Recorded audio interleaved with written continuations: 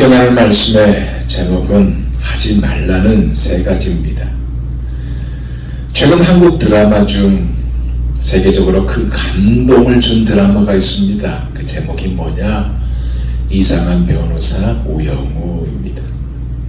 넷플릭스를 통해 세계적으로 유명한 드라마가 되었어요. 자폐 스펙트럼이라는 이 장애를 가진 우영우라는 아이의 이야기입니다.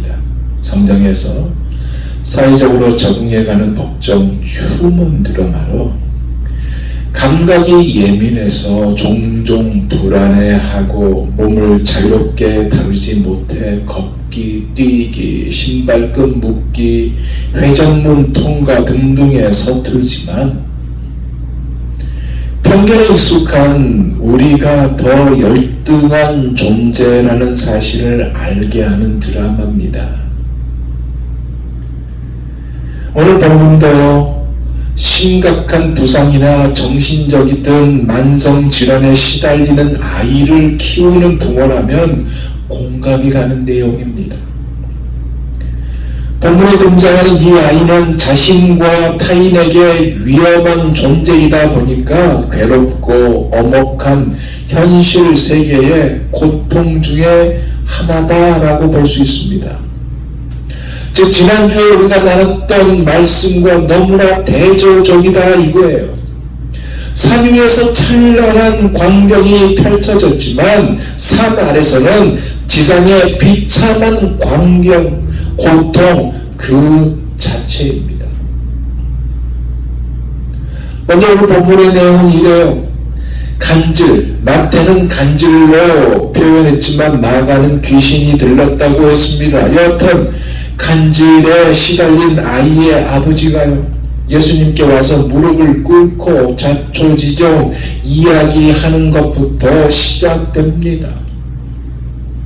예수님이 가이사랴 빌립보에 계신다는 소식을 듣고 아이의 병을 고치려고 예수님을 찾아왔지만 세 제자와 더불어 높은 산에 올라가셨고 선생님이 안 계시니까 다시 오시면 됩니다 라는 것이 아닌 제자들이 귀신을 쫓아낸 경험 때문에 귀신을 쫓아내고 병을 치료하면 좋겠다는 생각으로 귀신아 물러가라 라고 호통을 쳤지만 귀신은 끄떡도 하지 않았고 9 제자 모두 번갈아 외쳤어도 고치지 못했습니다. 이것을 지켜보던 군중들과 서기관들이 비난과 야유가 쏟아졌고 이때 예수님께서 산에서 내려와 이 모든 상황을 다 들으시고 그 아이를 고쳐주셨어요.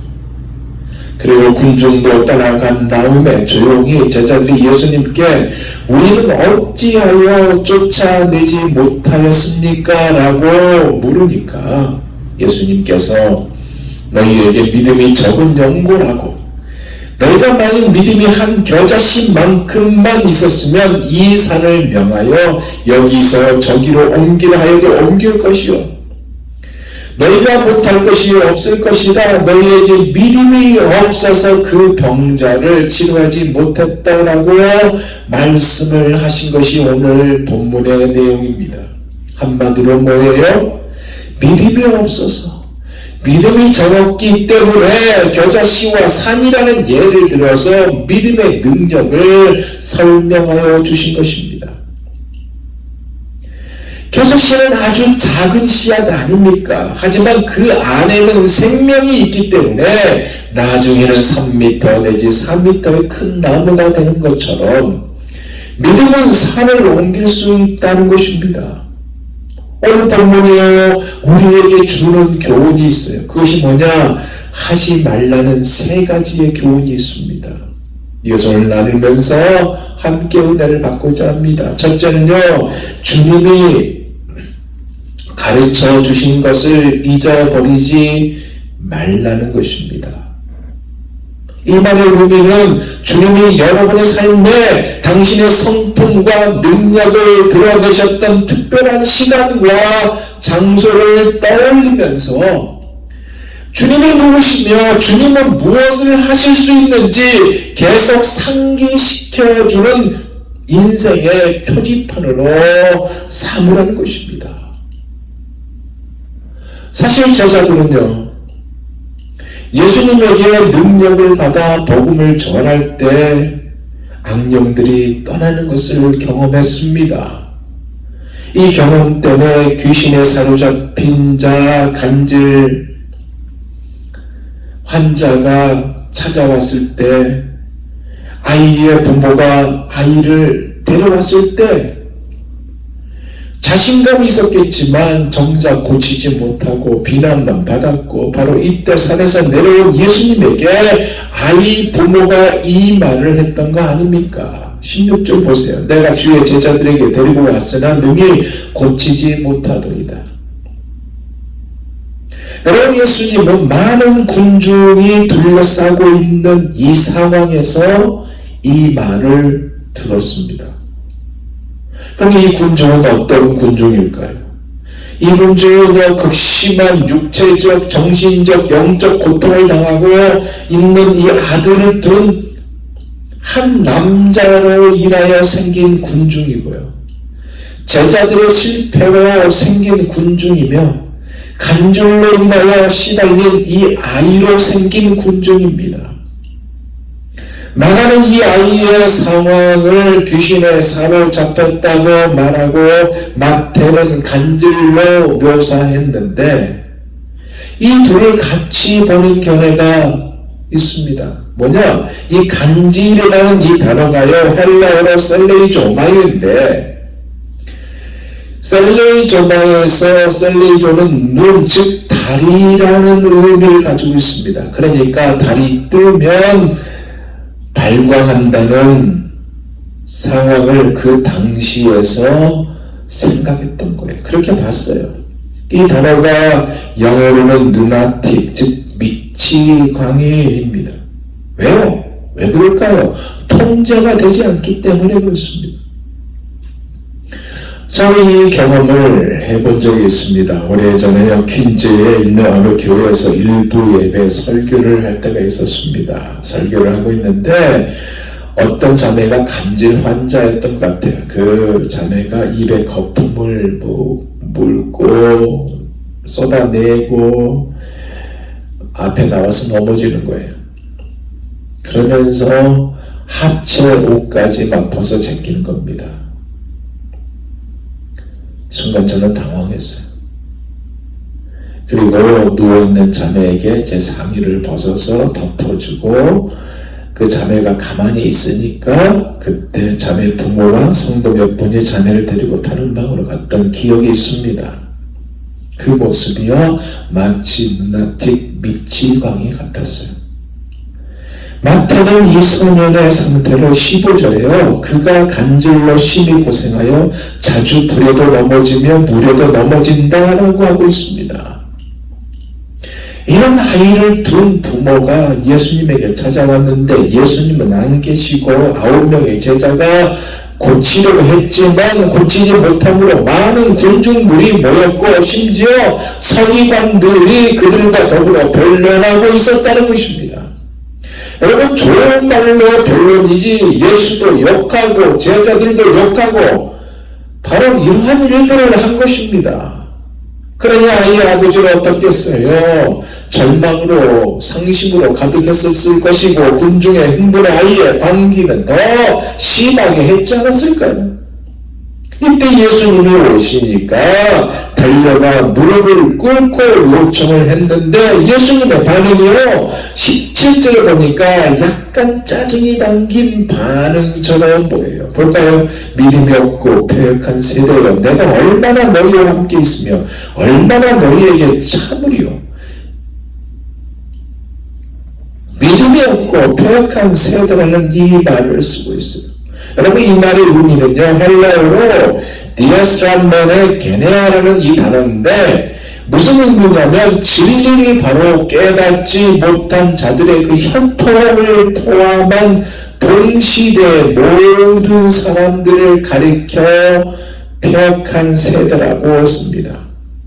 여기에 해당된 자가 누구겠어요? 1차로는 9명의 제자들이 들어갈 수 있고 2차는 간질에 걸린 아들의 아버지가 들어갈 수 있고 3차는 예수 그리스도를 메시아로 인정하지 않는 모든 이스라엘 백성들이 들어갈 수 있고요. 마지막은 아직도 불신의 담을 넘지 못하고 예수님에 대한 신앙과 믿음이 찾지 못한 자들이 바로 여기에 해당됩니다. 그래서 이것에 대한 책망이 바로 믿음이 없고 패역한 세대입니다. 그런데 이것은 여러분 그 시대, 그 세대 사람들이 지닌 영적 상황을 대변하는 말과 같았습니다. 왜냐하면 믿음이 없는 것과 패역한 것은 결국 같은 의미이기 때문에 그래요. 패역하다는 이 말은요, 부패한 잘못한 길로 빠진 왜곡된 정도로부터 삐뚤어지고 뒤집혀 있는 것이라는 의미거든요. 그러니까 믿음이 없기 때문에 믿음이 없을 뿐만 아니라 정상적인 궤도로부터 삐뚤어지고 뒤집혀져 있는 자들, 믿음이 없어서 잘못된 길로 빠지고 헛된 것들을 믿고 있어서 하나님을 믿지 못한 불신한 상태에 빠진 것을 가리켜요. 같은 의미예요. 이런 자의 특징이 날만 있고요, 하나님 나라의 능력이 없어요. 마가복음 9장 14절에 큰 무리에 둘린 나머지 9명의 제자들이 서기관들과 서로 변론하였다라고 말하고 있어요. 아이를 고치지 못한 것에 대한 말만 늘어놓고 있는 상황을 이야기하고 있는 것입니다. 여러분, 하나님의 나라는요, 말에 있지 않아요. 하나님의 나라는요, 오직 능력이 있습니다. 생각해 보세요. 이제 얼마 있지 않으면 예수님 당시는요, 제자들을 떠나 아버지께로 돌아가야 합니다. 그렇지만 제자들은 여전히 불신 상태에 있고 패역함에 빠져 있어요. 무기력만 하니까 주님이 다음과 같이 탄식하잖아요. 내가 얼마나 너희와 함께 있으며 얼마나 더 참고 기다려야 한단 말이냐. 그러고 나서 소년 내 아버지에게 소년을 내게로 데려오라 라고 지시합니다. 마가복음 9장 20절에 보니까 아이가 예수님 앞에 끌려오자마자 격려를 일으키며 땅에 구르고 입에 거품을 물었다고 하였습니다. 그리고 이 아이의 상황의 결말을 보려고 많은 군중들이 더 몰려왔지 않겠어요? 아이는 더 큰 비명을 질렀을 것이고 이에 예수님이 꾸짖으셨다라고 하였습니다. 오늘 보면 18절은 이렇게 기록하지만 마가는 어떻게 기록하냐고 했냐면 예수님이 말 못하고 못 듣는 귀신아 내가 내게 명하노니 그 아이에서 나오고 다시 들어가지 말라라고 했습니다. 결과는 어떻게 됐어요? 귀신은 떠나갔고 소년 다 나았습니다. 귀신이 나가고 아이가 그때부터 나으니라 그러잖아요. 그 다음은 어떻게 되겠어요? 기쁨의 외침이 있었을 것이고 놀라움의 탄성이 있었을 것이고 건강하게 돌아온 아이를 부둥켜 안고 눈물을 흘리는 아버지의 그 목면 소리가 있었을 것이고 하나님은 늘 찬양하는 찬양의 소리가 넘쳤을 것입니다. 무엇이에요? 주님께서 행하시고 당신의 성품과 능력을 드러내셨던 특별한 시간이었다는 것입니다. 이 특별한 시간을 이 아이의 아버지는 늘 떠올렸을 거예요. 여러분, 우리에게도 종류는 다르겠지만 이러한 것이 있지 않겠어요? 안 그래요?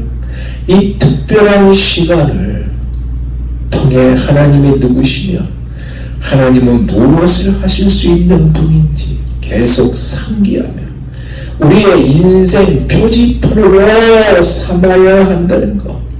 즉 주님이 가르쳐 주신 것을 잊지 말아야 한다는 것입니다. 두 번째로는요, 세상의 장애물 때문에 하나님의 진리를 가로막지 말라는 것입니다. 제자들은 왜 자기들은 안 되었는지 의아해했어요. 자기들이 실패했을 때 의심 많은 서기관들이 미소를 짓고 있는 모습을 봤을 거고, 이제 예수님께로 마음을 돌리는 군중의 그 모습을 보면서 그들의 얼굴이 당혹감과 그 붉은 얼굴로 변한 그 모습을 봤어요. 마음을 담았어요. 그리고 주님께로 와서 조용히 자신들이 꾸짖었을 때는 떠나지 않는 이유를 물어보게 됩니다. 그것이 19절이에요. 이때 제자들이 조용히 예수께 나와 이르되 우리는 어찌하여 쫓아내지 못하였나이까. 여러분, 능력을 처음부터 받지 않았다면 상관이 없어요. 근데 이들은 예수님이 권세 주셔서 복음을 전할 때 병든 자도 고치고 죽을 자도 살리고 나병 환자도 깨끗게 하였던 그때의 일이 이들에게 있었잖아요. 그러기에 마귀가 떠나지 않는 이유, 자신들의 능력이 약해졌기 때문인지, 아니면 받은 권세가 그 유통기한이 다 되었기 때문에 그런 건지 모르지만 이들이 찾아와서 묻잖아요. 그랬을 때 예수님이 답을 합니다. 마가는 9장 29절에 이렇게 말해요. 이르시되 기도 외에 다른 것으로는 이런 종류가 나갈 수 없느니라 하시니라. 마가는 이렇게 기록하고 있지만 오늘 본문의 마태는요 20절에 이렇게 기록하고 있습니다. 이르시되 너희 믿음이 작은 까닭이니라. 진실로 너희에게 이르노니 만일 너희에게 믿음이 겨자씨 하늘만큼만 있어도 이 산을 명하여 여기서 저기로 옮겨지라 하면 옮겨질 것이요 또 너희가 못할 것이 없으리라. 이렇게 기록하고 있습니다. 무슨 얘기예요? 겨자씨와 산이라는 예를 들어서 믿음을 말씀하신 것입니다.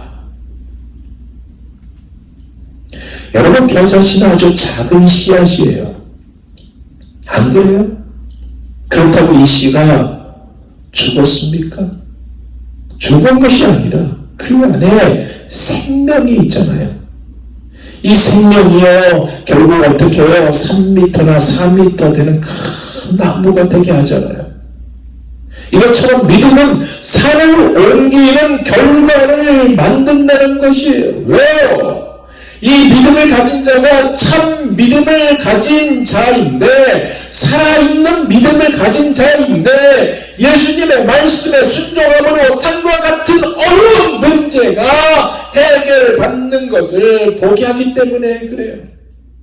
그러니까 믿음은요 하나님의 축복의 상소원입니다. 능력의 수원지와 우리 사이를 연결하는 관이 바로 믿음이에요.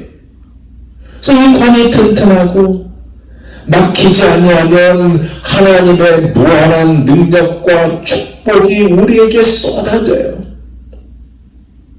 근데 이 믿음이 어디서 난다고 그랬습니까? 로마서 10장 17절에 보니까 그러므로 믿음은 들음에서 나며 들음은 그리스도의 말씀으로 말미암느니라 라고 하고 있어요. 듣는다는 것은 결국 뭐겠습니까? 행함으로 간다는 거 아닙니까? 그러기에 믿음은요 마가복음 9장 23절 말씀대로요 할 수 있거든이 무슨 말이냐? 믿는 자에게 능치 못할 일이 없느니라 이거고요.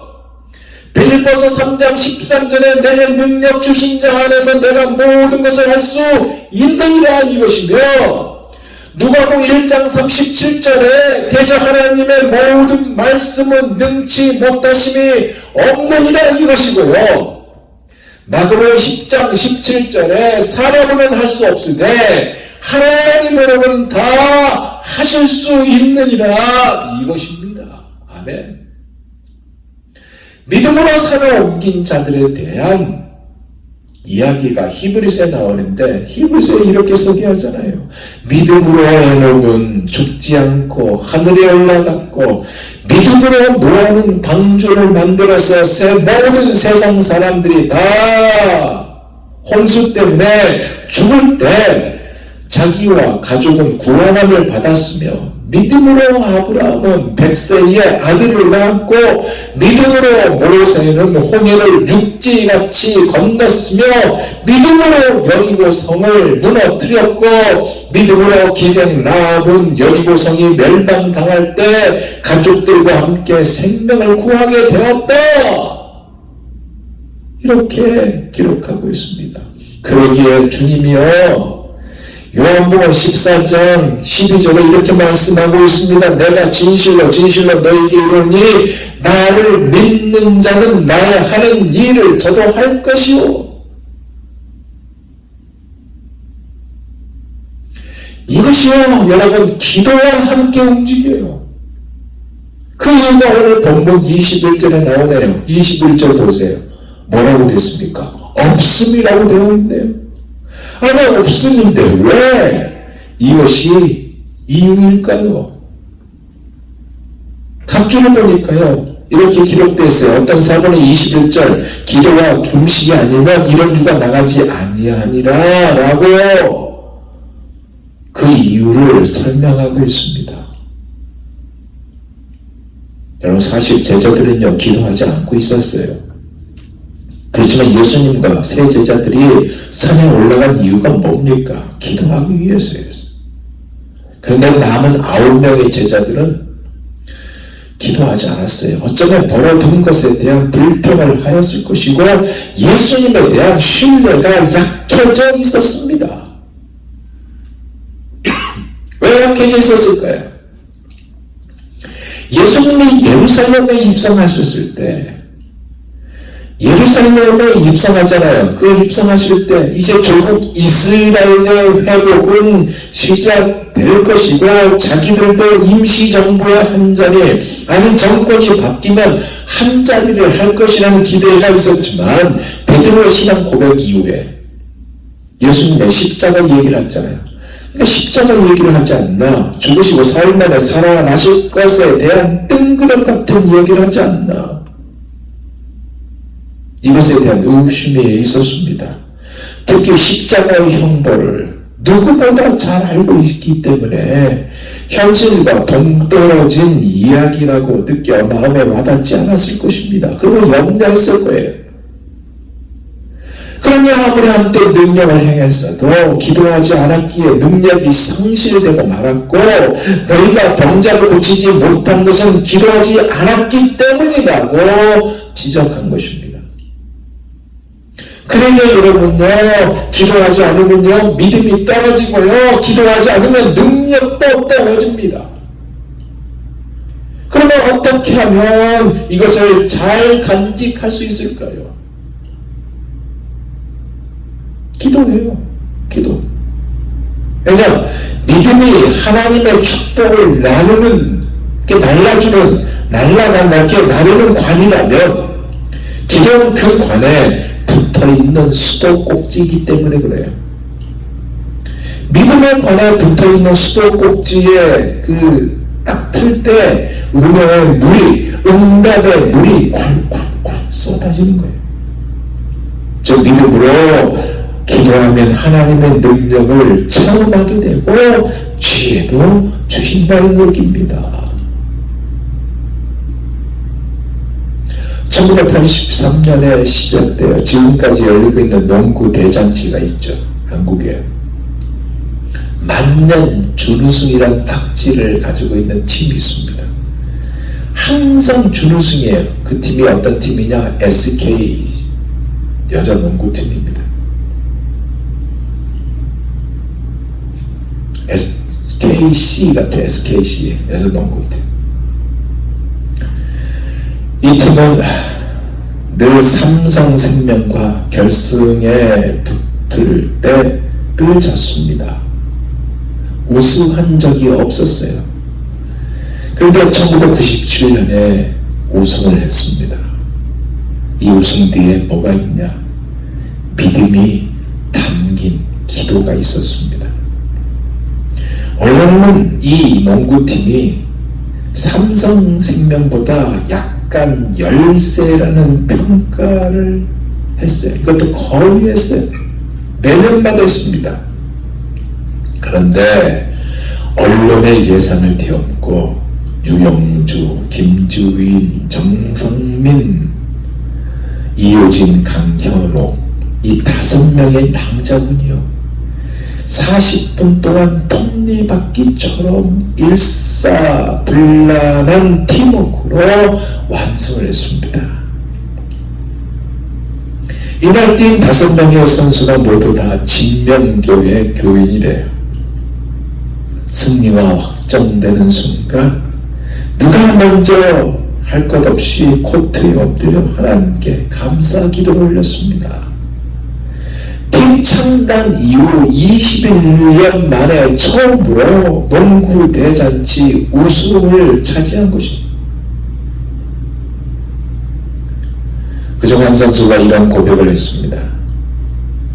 힘과 기량에서 삼성에 밀린 것은 사실입니다.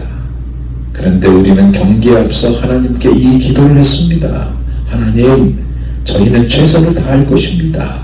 나머지는 하나님이 책임져 주세요.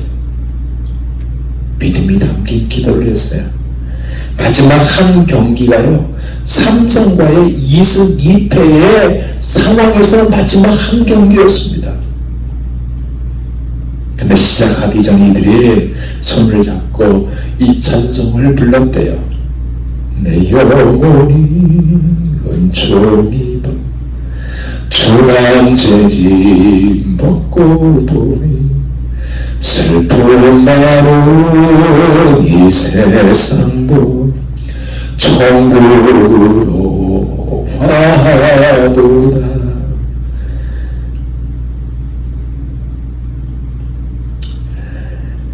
여러분, 주님이여, 너희가 얻지 못함은 구하지 아니하며 라고 하였습니다. 그러기에 기도하면 믿음이 생기고, 믿음이 생기면 능력이 일어나며, 믿음의 기도는 문제, 태산 같은 문제라도 그 문제가 크든 작든 물밀듯이 몰려온다 할지라도 합력하여 선을 이루게 합니다. 아멘. 세상의 장애물 때문에 하나님의 진리를 가로막지 말아라 얘기예요. 이제 마지막 세 번째는 과거에 실패했다고 해서 어떤 것을 할 수 없다고 절대 생각하지 말라는 것입니다. 사실 우리는 종종 과거의 잘못이나 실패에 대해서 반추해요. 안 그래요? 그래서 감당할 수 없다고 반응합니다. 그러나 실패했다고 해서 어떤 것도 할 수 없다고 절대로 생각할 필요가 없다는 거예요. 왜요? 넘어진 우리를 주님이 다시 일으켜 세워주시기 때문에 그렇습니다. 그러자 입에서 이 찬송을 하잖아요. 일어나 걸어라 내가 새 힘을 주리니 일어나 너 걸어라 내 너를 도우리. 죄자들이 취한 행동이요, 자신들이 왜 귀신을 쫓아내지 못하였는지 여기에 집착하지 않았고 머물지 않았음이었습니다. 예수님에 나아가 물었어요.